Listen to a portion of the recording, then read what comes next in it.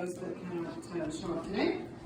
So I would like to introduce Patty Roden, and she is the Jefferson Healthcare Foundation Board President, and she's going to lead us in today's.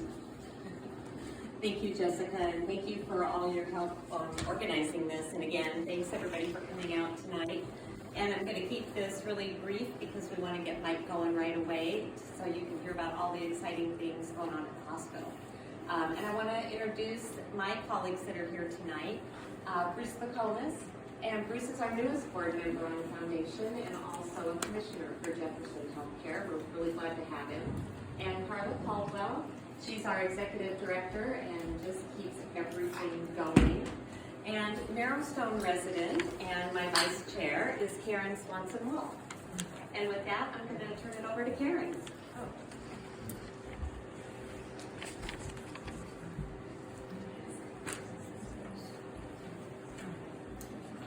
Hello, I'm delighted to be here this evening to introduce Jefferson Hospital Chief Executive Officer Mike Lynn, who joined the hospital in 2010. Can we start again? Can we start? Okay, I'm sorry.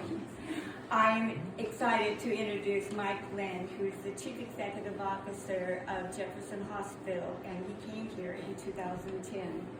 Mike had previously worked at Washington Hospital's Olympic Medical Center in Port Angeles, Valley Medical Center in Reston, and Providence St. Peter's Hospital in Olympia.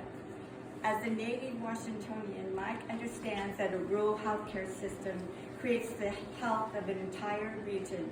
During Glenn's tenure, he has expanded services for OBGYN, dermatology, medical oncology, and developed a new space for neurological neurologists and ear, nose, and throat specialists to continue to meet the needs of our growing community. In October 2023, Mike was selected by a board of his peers to chair the Washington State Hospital Association. As chair, he will preside over the board of directors and help lead the Hospital Association work, focusing on improving the health of the state's residents by becoming involved in all matters in healthcare delivery.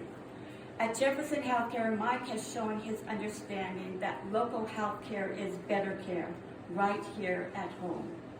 Creating an environment that fosters community engagement and is responsive to community voices, I'm proud to introduce tonight's speaker, Mike Lynn.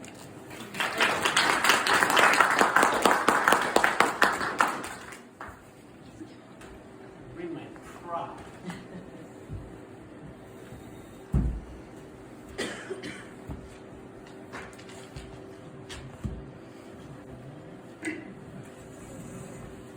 Well, that was quite an introduction. Thank you. So many of you probably know Vic Dirksen, and usually when there's a new boss has been around for 3, 5, 6 years, he becomes just kind of the CEO. But when the person you follow was at the hospital for 33 years, I'm still the new guy, even though I've been there for 13 years. Actually, I've learned a great deal from Vic. When I was at Olympic Medical Center, when he was at Jefferson, he was a mentor and someone I could call and bounce problems off. And he's been really supportive, even to this day. We get together for breakfast at the Cup a couple times a year, and I tell him my challenges and frustrations at the hospital. He just laughs at me and says, "Oh yeah, good luck with those." He's a great guy.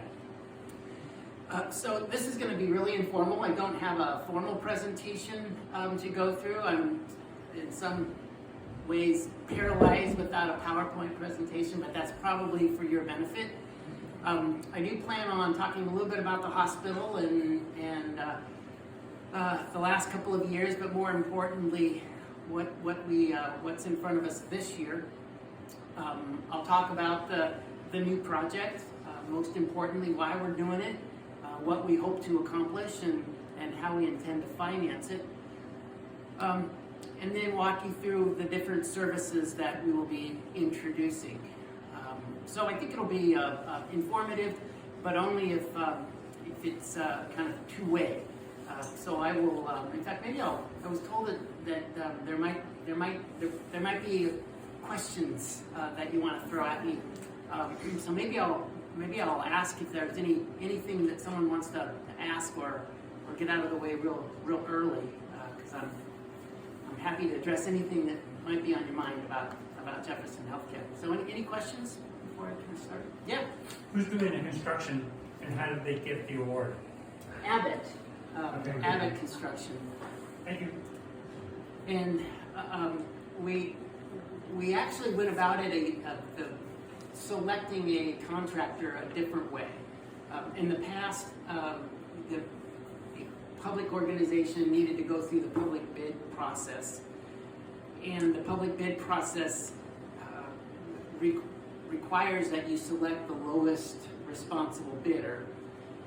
And I've been involved in, 4 or 5 major projects at a public organization using that process, and every one of them just turns into an arm wrestling contest because in order to be the lowest, it's been my experience that how sharp you have to sharpen your pencil in order to get the lowest bid. You tend to forget things, and then that can be made up through change orders and just this year and a half worth of kind of antagonism between the contractor and the owner. So we followed this progressive design bid process where the bidding, if you will, is actually we asked for bids from contractors and design teams as a team. So we probably got 4 or 5 bids, and the financial piece to that was just kind of their markup. And we interviewed them and got to know them a little bit about their philosophy, and then accepted the bids. And Abbott and ZGF Architect was the lowest markup bidder. But the huge advantage is that you sit at the table from the beginning of the design and design it like you would design your house, or you would go through each element and tell them what you want, and then they say, okay, we can do that, but a more practical and affordable solution is this approach, and we think we can build that for you cheaper. So it felt like then, and it feels like now, a couple months into the project, that we are truly all on the same side. And at the end of the design process, the contractor actually signs a guaranteed maximum price. So the price after a year and a half of review work is, I think, like just shy of $70 million. But the team has more knowledge about what they're getting themselves into, so they've assumed more risk of any potential change orders. So basically, anything other than owner-initiated change orders, just shoot. We want to put a 3rd floor on the building, we'll have to pay for that one, or just some crazy unforeseen condition that price is locked in. So our hunch going into it is that we would have a better working relationship with the contractor, and therefore a smoother and closer to budget in product. And thus far, that's panned out. So any other questions? Yeah. Karen? Are you having the gift shop, or is the space going to be taken out? Yeah, it's going to be moved. And Better repeat the question. yeah, you bet. Karen Russell, who's logged many hours in volunteering for the hospital, asked if the gift shop was going to come back. And we shut the gift shop down pretty early in COVID when we were discouraging anything other than non-essential use of the hospital. And right now we have our house supervisors in that area. So we we have a couple of ideas for where it can go, but it won't go back to where it was. It's run by the auxiliary. Yeah. That ties in with assistant chaplains, which are also volunteers. Yeah. Do you have any plans to have volunteers come back at all? Yes. Yes, that was another casualty of COVID, where pretty much any person who wasn't seeking care or there providing care, we discouraged from coming into the hospital. So many of our volunteers, from we had high schoolers coming through to auxiliary members to all sorts of our patient and family advisory committee, all of that was kind of shut down for a while, and now we're beginning to turn them back on. Coming back? They're coming back. They're not back yet. Yeah. Now the challenge is it's just such a. Have you been to the hospital recently? Yeah. It is just. We're in the middle of a construction project, so probably maybe not the best time to introduce all of that, but it is our intention to do so. Yeah. Oops. I'm sorry. That was just. Let's try to use Mike for the question. Somebody got one? Nope. It's just a bad call of mine. You're not going to ask a question now that you're Mike, huh? All right. Well, feel free to interject anywhere along the way. I think for all healthcare organizations, and including Jefferson Healthcare, the last 3 years were just remarkable. That I think the first part of COVID was really, I mean, it was frightening on the front end because we just didn't know what we were getting into. But then probably the first 6 months, it was pretty exhilarating because we were focused on setting up a COVID delivery system for our community, and we had the benefit of really not much COVID activity in our community for really until like the summer of 2020. So we were able to set up a dedicated COVID clinic, set up testing stations, set up a nurse consult line, and then towards the end of the year set up a vaccination center, which my hunch is some of you received your COVID vaccinations from. Took over a parking lot, and during its heyday we're vaccinating about 400, 450 people a day.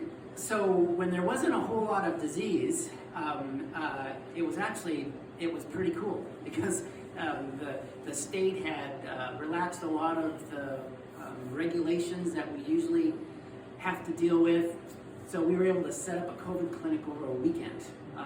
Called the state and said, all right, I'm told you've got a streamlined process now to set up a new clinic. I'll believe it when I see it. How streamlined is it? They said, just go do what you have to do.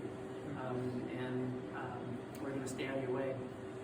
So we were able to do all of this just driven by what were the best solutions for our community. And not only were we not seeing a lot of disease in the community, but what we learned later on to be a far bigger handicap for us, we weren't seeing much disease in the hospital. Because when COVID was first introduced, I would say probably 20% of our nursing staff just kind of said, I'm going to sit this one out. That it was really scary. They might have fallen into a risk category. There were provisions for folks who had respiratory illness or of a certain age could go on extended leave, and a swath of our nurses did, and employees throughout the house. Then when we did start to see some disease in the community, back then it was if someone was tested positive for COVID, still sort of scary, but they were out for 14 days. And when we were already kind of strapped for staffing, when a wave of employees became sick, that it made staffing the hospital more difficult. And usually what corresponded with our wave of employees being sick was a wave of community members. So it got a little less exhilarating and kind of challenging. So that probably represents the first year and a half. And then, the next 2 years we felt just like all of you. It's like, oh, for crying out loud, when is this going to end?